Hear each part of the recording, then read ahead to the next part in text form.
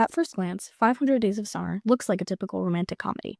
It follows Tom Hansen, a hopeless romantic who falls hard for Summer Thin, a woman who doesn't really believe in love the same way that he does. The movie jumps around through the 500 days of their relationship, showing the highs, the lows, and eventually their breakup.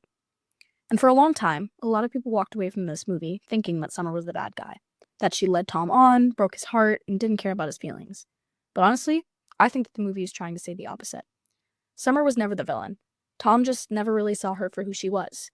The entire movie is filtered through Tom's perspective, and because of that, we see Summer less as a real person and more of this idealized version that Tom creates in his head. And that's what makes the movie so interesting. So it's not a real love story. It's a story about projection, unrealistic expectations, and what happens when someone falls in love with an idea instead of a person. From the second Tom meets Summer, he immediately decides that she's special. Before he even really knows her, he starts building this fantasy around her.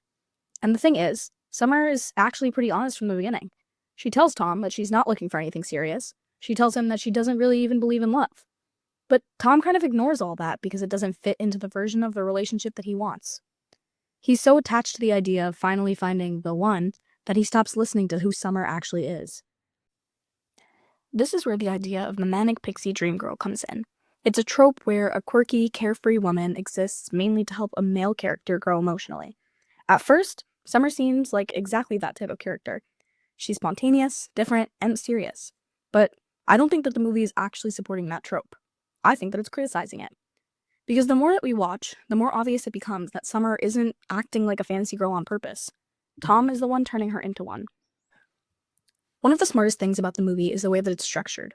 The timeline constantly jumps around between different days in the relationship, almost like memories. And honestly, that's exactly what breakups feel like. You replay the good moments, skip over the bad ones, and romanticize things after they're over.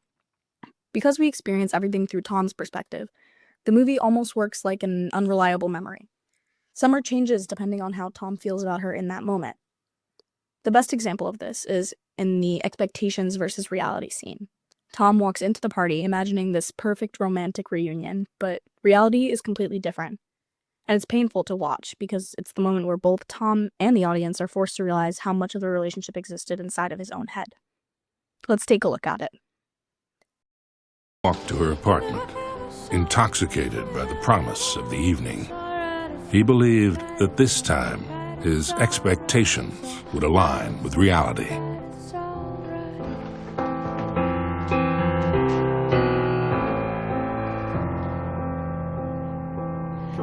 Open wide your corners, original sin.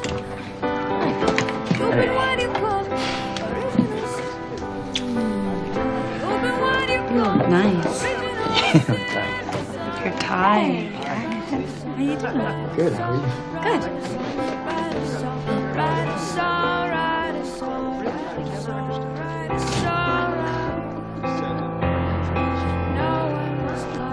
I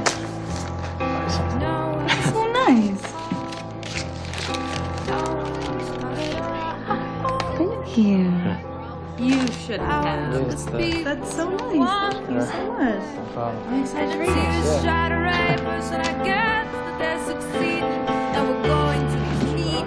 So, Tom, what is it that you do? I write greeting cards. Tom could be a really great architect if he wanted to be. That's unusual. I mean, what made you go from one to the other? I guess I just figured, why make something disposable, like a building, when you can make something that lasts forever, like a greeting card?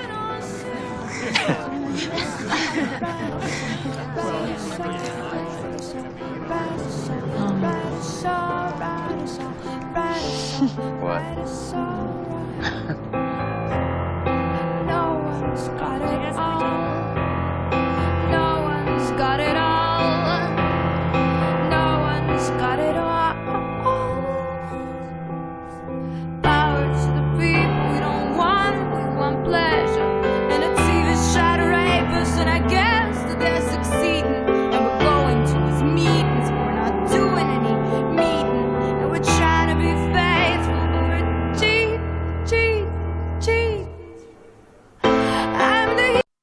It's evident that he wasn't seeing Summer clearly. He was seeing the version of her that he wanted to believe in. I think what makes 500 Days of Summer stand out from other romantic movies is that it challenges a lot of the ideas that the other movies usually sell us. Tom grew up believing in soulmates, destiny, and perfect love stories. The movie even says his expectations came from pop culture and romantic media. And honestly, that's probably why so many people side with Tom at first, because we've been taught to see love stories through his perspective. But the movie slowly shows us how dangerous that mindset can be. Tom puts so much pressure on Summer to become this perfect person in his life that he never fully accepts who she actually is. Summer isn't cruel, she isn't manipulative, she's just human. The real problem is that Tom loved the fantasy version of Summer more than the real one.